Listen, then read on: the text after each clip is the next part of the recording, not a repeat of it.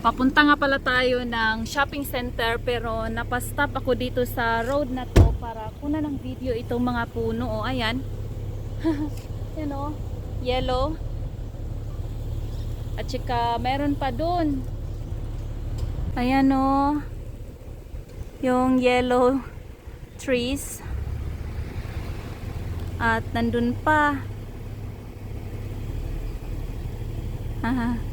At saka yung mga puno na yan, ayan, yan, at andun pa, mga plum trees yan. So nagkakaroon yan ng white flowers at then plum.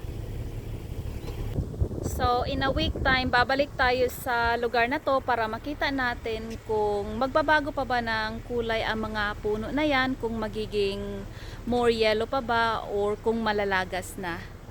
So abangan lang natin ang susunod na vlog dito sa lugar na to. So tara na, punta na tayo sa shopping center para makapag-lunch na tayo. So we're very grateful no na marunong tayong mag-drive kasi anytime na gusto nating umalis is nakakaalis tayo.